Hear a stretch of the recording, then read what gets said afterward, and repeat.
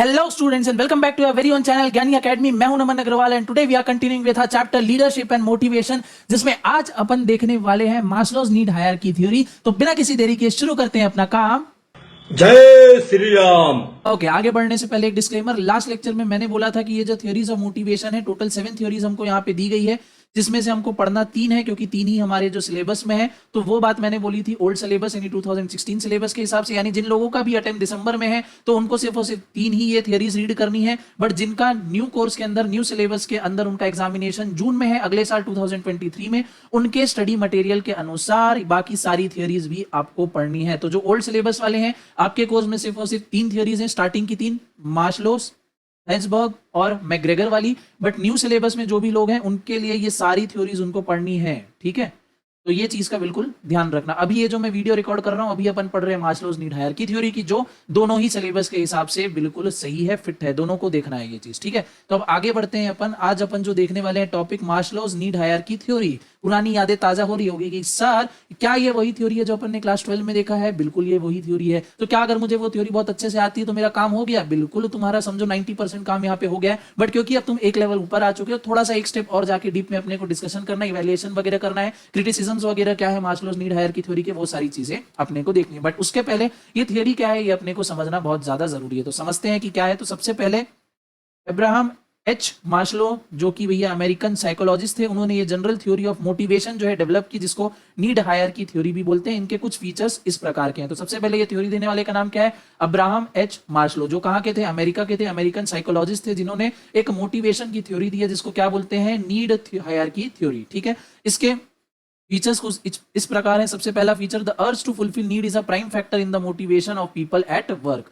क्या बोल रहा है कि कोई भी पर्सन तभी मोटिवेट होगा जब उसके पास अर्ज होगी, नीड होगी कि भैया उसको कुछ काम करना है, उसको कुछ हासिल करना है। जब तक ये वाला इंटेंट, नीड का इंटेंट किसी भी इंडिविजुअल के अंदर नहीं होगा, तब तक आप कुछ भी कर लो, वो मोटिवेट नहीं होने वाला है, ठीक है। तो the urge to fulfil needs is a prime factor in the motivation of people at work. Human beings strive to fulfill the wide range of needs. Human needs are multiple, complex and interrelated. तो बोल रहा है कि human being भैया पगलाए पड़े रहते हैं कि उनकी जो भी उनकी नीड है वो उनको फुलफिल करनी है। उनकी नीड क्या होती है भैया? बहुत ज्यादा कॉम्प्लेक्स होती है, मल्टीपल होती है और आपस में इंटर रिलेटेड भी होती है। नेक्स्ट पॉइंट की तरफ आते हैं। नेक्स्ट पॉइंट है human needs from a particular structure और हायरार्की, ठीक है। तो मास्लो भाई साहब का ये कहना था कि ह्यूमन की जो नीड्स होती है वो एक पर्टिकुलर हायरार्की, एक फॉर्म के रूप में होती है। जैसे psychological needs are the base of the hierarchy while self actualisation needs are at the apex. यानी क्या बोल रहा है कि सबसे पहले बेस नीड जो क्या होगी? साइकोलॉजिकल, दिमागी नीड्स होगी, जो बेसिक हमको जरूरतें होंगी, वो हमारी फर्स्ट प्रायोरिटी में होगी। और जो सेल्फ एक्चुअलाइजेशन नीड्स है वो हमारी एकदम लास्ट प्रायोरिटी में होने वाली। सर सेल्फ एक्चुअलाइजेशन क्या होता है? तो ये देखेंगे, सबर करो अभी आराम से। आगे बोल रहे हैं सेफ्टी या security needs, social needs, self esteem, ego needs are positioned in between, ठीक है। और इन दोनों के बीच में ये सारी नीड्स जो है प्लेस्ड है। As one proceeds from base towards apex needs become less essential. बोल रहे हैं जैसे धीरे धीरे हम ऊपर जाते जाते, यानी जैसे जैसे हमारी एक नीड सेटिस्फाई हो जाती है, हम ऊपर जाते जाते, तो नीचे वाली हमारे लिए कम रिलेवेंट बनती जाती है, लेस एसेंशियल बन जाती है। थर्ड पॉइंट क्या बोल रहा है? Higher level need does not become an active motivating force unless until the preceding lower level need are satisfied. क्या बोल रहा है? जब तक आपकी एक लेवल की नीड सेटिस्फाई नहीं होगी, तब तक आप हायर लेवल पे आप जाने की सोचोगे ही नहीं। आपकी हायर लेवल की जो नीड है वो अराइज ही नहीं होगी, ठीक है। यानी अगर आपकी 10 इच्छाएं और 10 इच्छाएं लाइन वाइज क्रम में है, ठीक है, एक ऑर्डरली फॉर्म में अरेंज है, तो जब तक आपकी पहली वाली नीड फुलफिल नहीं होगी, आपका मन जो है, ध्यान जो है, दूसरे में जाएगा ही नहीं। ऐसा कुछ कहना था हमारे मास्लो भाई साहब का।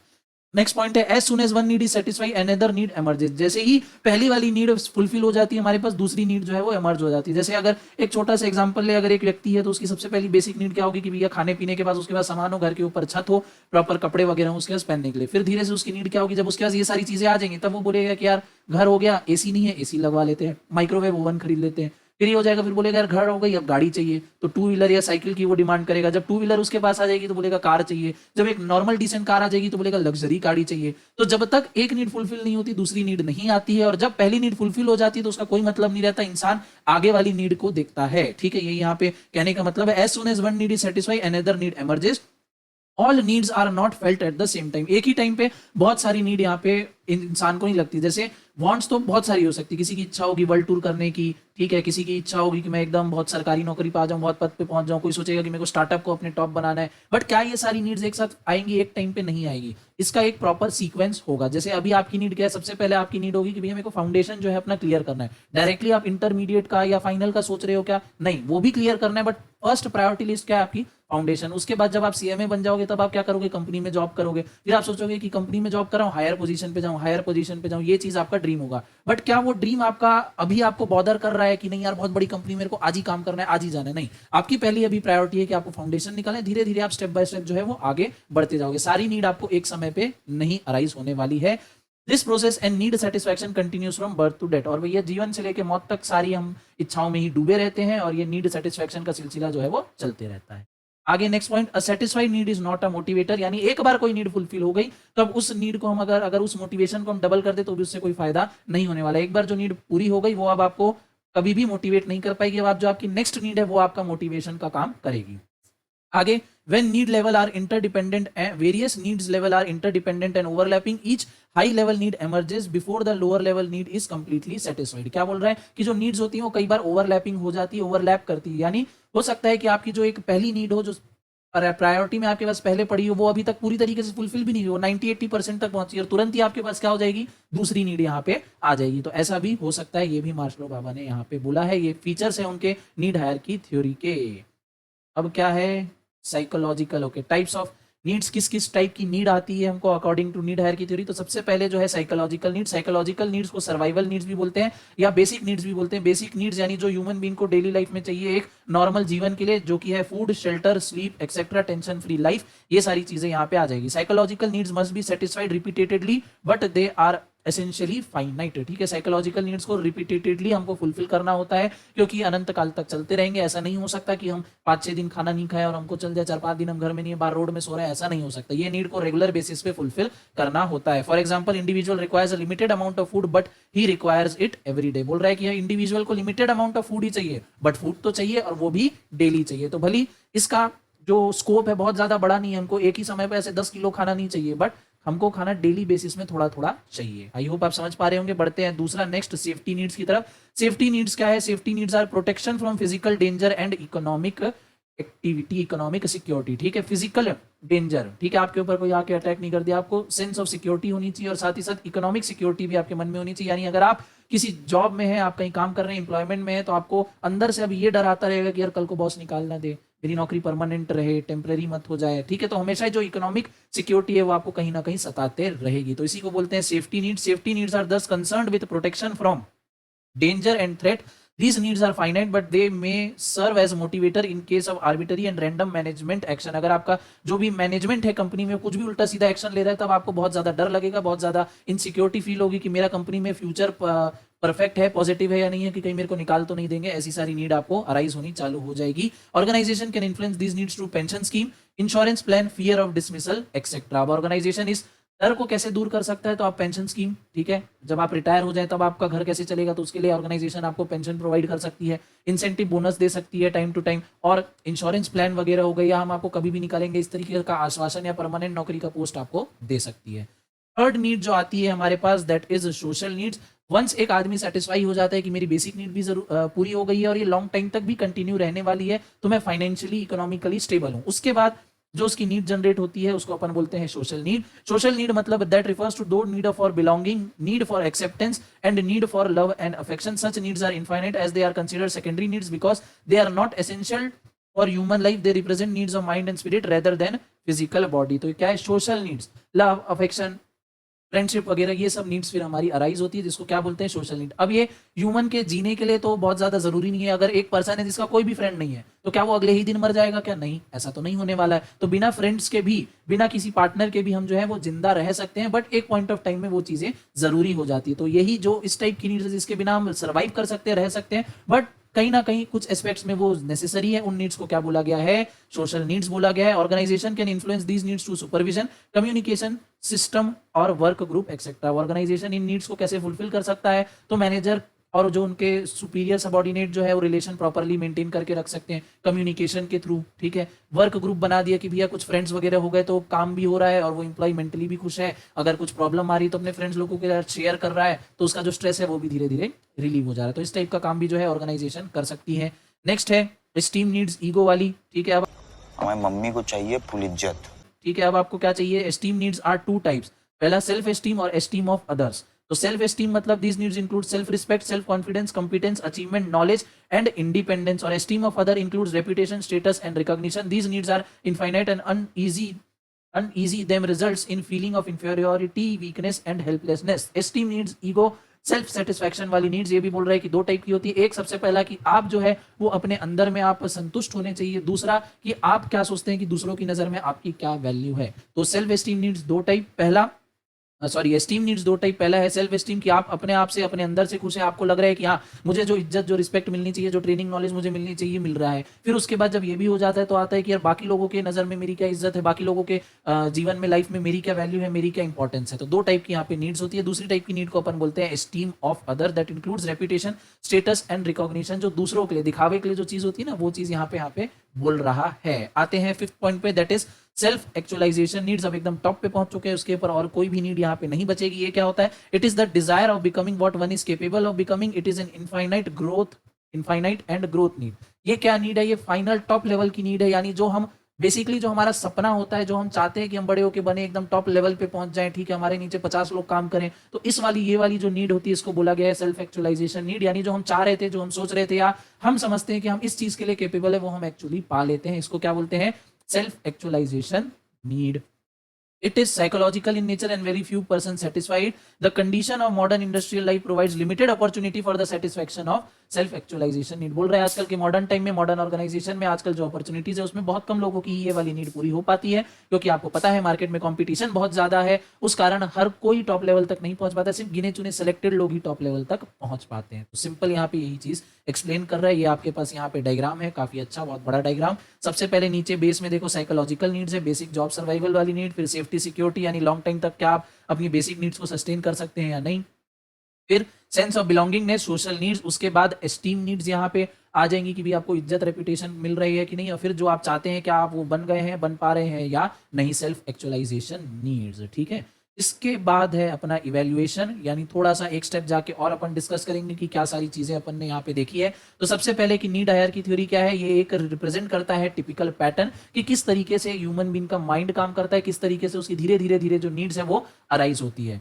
आगे, it must not be viewed as a rigid structure to be applied in all situation. यहाँ पे मास्लो ने बोला है कि इसको हर सिचुएशन में हर लोगों के हिसाब से नहीं देख सकते। हो सकता है कि कोई ह्यूमन बीइंग हो जिसको सेल्फ एक्चुअलाइजेशन नीड पहले चाहिए, बेसिक वाली नीड बाद में चाहिए, या बेसिक के बाद वो सोच रहे हैं कि मुझे लव एंड अफेक्शन वाली नीड मेरी अब जनरेट हो गई है। तो हर सिचुएशन में हर पर्सन के ऊपर ये वाली नीड जो है एप्लीकेबल नहीं हो सकती। बट हाँ, मेजर रूप से देखें तो जनरली आप इस चीज को, इस थ्योरी को जो है वो एप्लीकेबल कर सकते हो। ये क्या है? बहुत ही सिंपल एंड लॉजिकल है, आपको भी समझ में आ गया होगा। एक बार में आपको समझ में आ गया कि हाँ 4-5 लेवल है और इस तरीके से जो है नीड जनरेट होती है और इस तरीके से हम उसको फुलफिल कर सकते हैं। तो काफी सिंपल है और लॉजिकल भी है। It is compatible with the economic theory of demand. Economic theory of demand के साथ भी ये फिट बैठती है। The theory helps in explanation why person behave differently in two similar situation. It extends to all area of human life and not limited to work situation alone. ये human life के हर aspect को जाके touch करती है, ना कि सिर्फ काम पे फोकस करती है। जैसे अपन ने देखा कि दोस्ती यारी उसको चाहिए, वो भी यहाँ पे मिल रहा है। जो वो चाह रहा है कि वो बन जाए, उसको ट्रेनिंग वगैरह मिले, ये वो भी चीज यहाँ पे फुलफिल हो जा रही है। जॉब सिक्योरिटी, वर्क रिलेटेड हो गया, बेसिक नीड जो भी है उसकी वो भी यहाँ पे फुलफिल हो रही है। But there is a little practical support for it because its propositions could not be vigorously tested through practical research. The theory could not be validated, but it is set to contain some fundamental truths which do not require any proof. क्या बोल रहा है इस theory को? जैसे अपन ने ऊपर discuss किया कि हर सिचुएशन में, हर जगह में, हर टाइप के लोगों के ऊपर 100% अपन प्रैक्टिकली ये सक्सेसफुल हो जाए, पास हो जाए, ऐसा नहीं बोल सकते। बट हाँ, जनरली ये पास हो जाती है और जनरली यही ट्रेंड देखा जाता है। तो इसीलिए ये प्रॉपर 100% फुल प्रूफ प्लान तो नहीं है, बट हाँ ये प्रॉपर, ये गलत भी नहीं है एक तरीके से। ठीक है, इसके लिए हमको कोई प्रूफ भी नहीं चाहिए पॉइंट इसको साबित करने के लिए। ठीक है, कोई एविडेंस नहीं चाहिए। However, the theory is widely criticized. अब क्रिटिसाइज क्यों करते हैं? तो सबसे पहला वही पॉइंट आ जाएगा कि हर सिचुएशन में इसको एप्लीकेबल नहीं कर सकते, तो ये यूनिवर्सल नहीं है।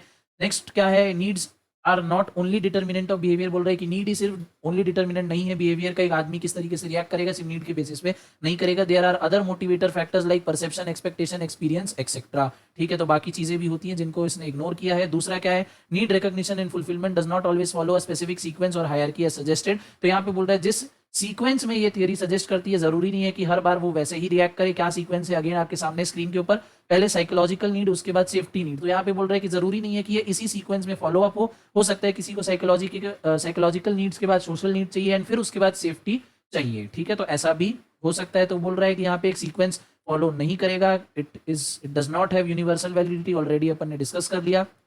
Third, the need priorities of same individual में चेंज ओवर टाइम, ठीक है। अब जो प्रायोरिटीज हैं वो इंडिविजुअल की टाइम टू टाइम चेंज हो सकती है। As a result manager can not keep up with continuously revolving sets of need, the theory does not recognise individual differences. क्या बोल रहे हैं यहाँ पे कि जो इंडिविजुअल है, एक तो हर इंडिविजुअल टू इंडिविजुअल जो उसकी नीड का जो ऑर्डर है वो जो है डिफरेंट हो सकता है, प्लस जो ऑर्डर एक बार हो सकता है हमको लग रहा है कि यार यही फिक्स ऑर्डर में चलने वाला है, इसकी नीड ऐसे ऐसे अराइज होने वाली, हो सकता है टाइम के साथ चेंज भी हो जाए। अब जब चेंज हो जाएगी और मैनेजर उसको दूसरी तरीके से मोटिवेट करेगा तो वहां पे मोटिवेट होगा नहीं और टाइम एंड एनर्जी वेस्ट होने वाली है मैनेजर की। तो वही चीज यहाँ पे बोल रहा है कि जरूरी नहीं है कि पर्टिकुलर ऑर्डर में ये चले और हर बार ये कभी भी चेंज हो सकती है, कभी भी पलट सकती है। तो और मैनेजर के लिए ये फिजिकली बिल्कुल पॉसिबल नहीं है कि वो हर एक एम्प्लॉय को टाइम टू टाइम देखते रहे कि भैया ये किस तरीके से मोटिवेट हो रहा है, क्या इसकी नीड एंड रिस्पॉन्सिबिलिटी है, ठीक है। तो अगेन कहने का मतलब ये कि ये सिचुएशंस में फेल भी हो सकती है। Next, Maslow needs theory is based on relatively small sample. बोल रहे हैं जब उन्होंने ये चीज के बारे में रिसर्च की, जब ये उन्होंने थ्योरी दी, तो जो रिसर्च का जो सैंपल साइज था, जो डेटा उन्होंने कलेक्ट किया वो बहुत कम लोगों से कलेक्ट किया है। तो ये यहाँ पे दिक्कत निकल के आती है। तो इसको अपन clinically derive data theories unit of analysis is an individual presented model with apologies. Marshall ने ऑलरेडी बोल दिया कि हर सिचुएशन में प्रॉपरली तरीके से ये एप्लीकेबल ना भी हो, क्योंकि जो मैंने रिसर्च की है उसका सैंपल साइज जो है वो बहुत कम है। आगे, there is no definite evidence that once need is satisfied it loses its motivation for, जैसे अपन ने ऊपर देखा था कि एक नीड फुलफिल हो गई तो उसके बाद अब उस नीड को वापस से लगा दो तो अब वो मोटिवेट नहीं हो सकता। पर बोल रहा है कि यहाँ पे उस चीज का भी कोई प्रॉपर एविडेंस नहीं है। It is also doubtful that satisfaction of one needs automatically activate the next need in the hierarchy. ये भी चीज यहाँ पे बोल रहा है कि हो सकता है कि एक लेवल फुलफिल हो गया इंसान का तो उसके आगे वो नीड ही ना करे, ठीक है। ये चीज भी हो सकती है कि भैया हर इंडिविजुअल अलग हो सकता है हर इंडिविजुअल टॉप तक भी जाए और कोई इंडिविजुअल एक दो लेवल तक जाए और बोले कि बस हो गया, मेरे को और कुछ नहीं चाहिए, मेरा जीवन जो है वो सफल हो चुका है। तो यहाँ पे बोल रहा है कि जरूरी नहीं है कि एक नीड फुलफिल हो गई तो दूसरी नीड एक्टिव हो ही जाए। Some person will not aspire after their lower order needs have been satisfied. वही चीज यहाँ पे मैंने बोली, हो सकता है कि 2-3 नीड्स ही हो ह्यूमन की, 2-3 लेवल पे जाके बोले कि हाँ बस अब हो गया, और कोई लोग हो सकते हैं जो 5 लेवल के भी आगे बोले कि मेरे को और भी कुछ चाहिए यहाँ पे, तो ऐसा भी हो सकता है। तो ये थे हमारे लिमिटेशन। आखिरी में छोटा सा नोट यहाँ पे लिखा है कि डिस्पाइट दिस लिमिटेशन, बोल रहा है कि ये कॉमन सेंस अपील है फॉर द मैनेजर एंड बहुत बार देखा गया है कि इसी तरीके से जो चीजें हैं जो मार्शलो ने हायरार्की थ्योरी दी है ये इसी तरीके से वर्क करती है। तो जनरल लेवल पे बोले कि ये सक्सेसफुल है, बट हाँ एकदम स्पेसिफिक केस टू केस जाएंगे तो हो सकता है ये फेल भी हो जाए। It is still relevant because needs are important for understanding behaviour. The theory provides a convenient conceptual framework for the study of motivation. It helps to explain the interpersonal and intrapersonal differences in human behavior. बोल रहा है despite of this limitation ये theory आज भी valid है, बहुत हद तक कारगर है, काम करती है। तो ये था हमारा पूरा discussion Maslow need hierarchy theory के बारे में। नीचे आपको दिख रहा होगा हर्जबर्ग 2 फैक्टर थ्योरी, ये अपन डिस्कस करेंगे नेक्स्ट लेक्चर में। तब तक के लिए मैं आपको बोलना चाहूंगा, रिक्वेस्ट करूंगा कि प्लीज चैनल को सब्सक्राइब कर लेना। मोर देन 60% लोग वीडियो देख के चले जाते हैं बट चैनल सब्सक्राइब नहीं करते। मेक श्योर करना कि आप लाइक भी करें और अपने दोस्तों के साथ इसको शेयर भी करें। मैं मिलूंगा आपसे नेक्स्ट लेक्चर में, और नेक्स्ट लेक्चर में अपन देख रहे होंगे हर्जबर्ग 2 फैक्टर थ्योरी। तब तक के लिए बाय बाय।